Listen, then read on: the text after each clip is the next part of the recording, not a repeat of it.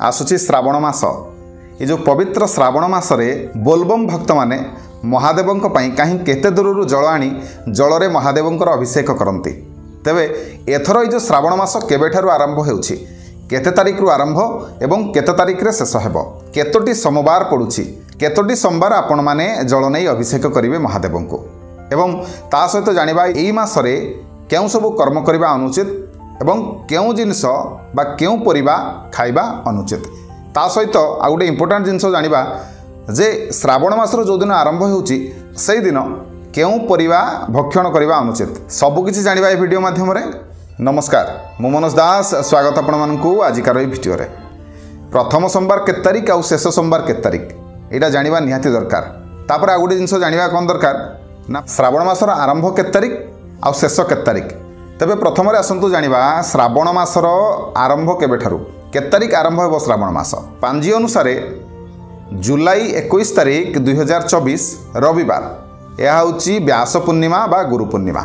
ये दिन हूँ पूर्णिमा, तेणु ता परदिन ठारू अर्थात जुलाई मास 22 तारिख 2024 मसीहा सोमवार, यही दिन हूँ श्रावण मासर आरंभ। यह श्रावण मासर प्रथम दिन, ता सहित मध्य प्रथम सोमवार भी। एथर जो श्रावण मास बहुत खास, कहीं आपण मैंने जानले आश्चर्य हेबे।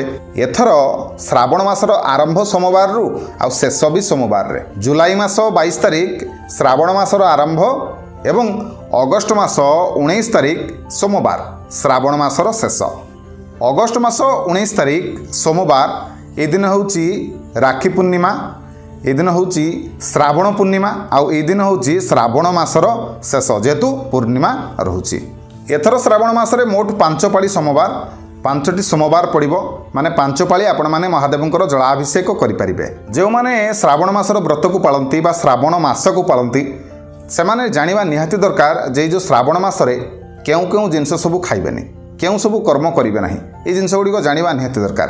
तेबे आसंतु जानिबा ए मासरे केउ केउ जिनिस भक्षण करिबा अनुचित एवं केउ सब कर्म आपण माने करिवे नाही। ये जो श्रावण मासर आरंभ, ये जो प्रथम दिन सोमवार दिन माने जुलाई मास 22 तारिख दिन आपण माने केउ परिबा खाइबे नाही।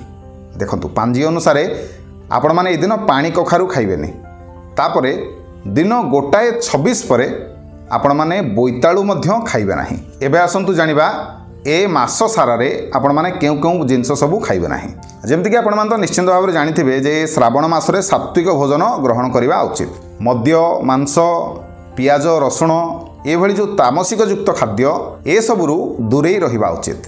ता सहित बंधाकोबी, बाईगण, मूला, क्षीर, दही ए सब जिनस को खाइबा नाही। तबे बंधाकोबी आउ बाईगणर नाटी मु कहली आपण माने निश्चय टिके आश्चर्य होउथबे।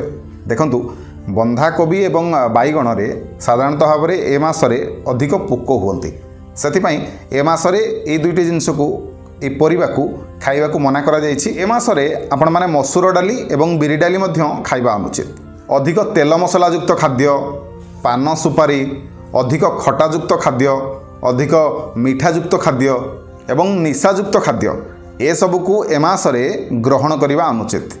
तेबे एबे आसंतु जानिबा ए मासरे केउ सब कर्म ठारू दूरे रहिबे। देखंतु प्रथम रे काहारी मनरे आघात देबेनी, काहा प्रति हिंसा आचरण करिबेनी, काहा प्रति ईर्षा आचरण करिबेनी, देहरे तेल लगेइबेनी, कंसा पात्र रे खाद्य ग्रहण करिबेनी, बेड रे सोइबेनी, तळे चट्टाण रे सोइबे। महादेवंकर पूजा समय महादेवंकु हळदी अर्पण करिबेनी किंबा चढ़ेइबेनी। संयमता रक्षा करिबा, मैथुन आदि कर्म ठारू दूरे रहिबा, कहार अनादर करवानी, नख दाढ़ी चुटी ए सब काटवानी। तेबे बहुत स्थान रे मध्य पादरे चप्पल मध्य पिंधंती नाही व्रतधारी माने। तेबे आपण माने मध्य पादरे चप्पल न पिंधिले भल।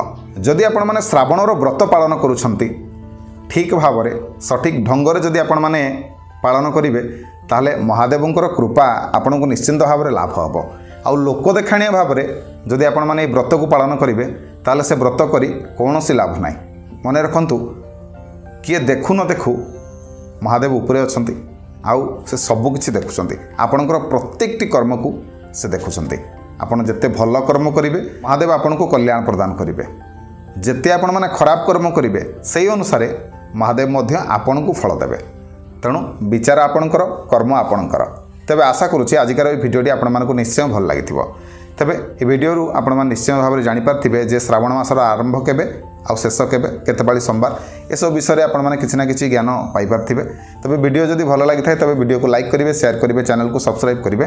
ରହିଲି, ଜୟ ଶିବ ଶମ୍ଭୁ।